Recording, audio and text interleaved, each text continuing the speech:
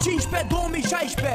Din partea mea, Dani Mocanu, pentru Florin Faraon, pentru Dănuț Faraon, pentru Laurențiu Faraon și bineînțeles pentru Tobias zis Spartanul, cei mai adevărați băieți din teritoriul Spaniei.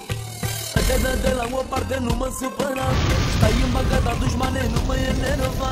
Eu mă jur pe viața mea că ai să o pățești, te lovesc mai tare ca tancurile rusești. De la o parte nu mă supăra, stai în bagada dușmane, nu mă enerva. Eu mă jur pe viața mea că ai să o pățești, te lovesc mai tare ca tancurile rusești. Faraonii sunt mafia, au nenorocit pe bune toată Spania. Nu ieși la interval că nu are rost, partid de performanță cu sânge periculos. Faraonii sunt mafia, au nenorocit pe bune toată Spania. Nu ieși la interval că nu are rost, partid de performanță cu sânge periculos. E de ajuns prezența noastră și se pune stop, avem brațele cât corpul vostru la un loc. Atacăm calul prin haltă și nu ne oprim, o să vă terorizăm până când murim. E de ajuns prezența noastră și se pune stop, avem brațele cât corpul vostru la un loc.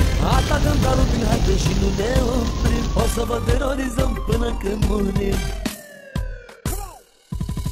Faraonii sunt mafia, au nenorocit pe bune toată Spania. Nu ieși la interval că nu are rost, partid de performanță cu sânge periculos. Faraonii sunt mafia, au nenorocit pe bune toată Spania. Nu ieși la interval că nu are rost, partid de performanță cu sânge periculos. De la o parte nu mă supăra, stai în bagada dușmane, nu mă enerva. Eu mă jur pe viața mea că ai să o pățești, te lovesc mai tare ca tancurile rusești. E de ajuns prezența noastră și se pune stop, avem brațele cât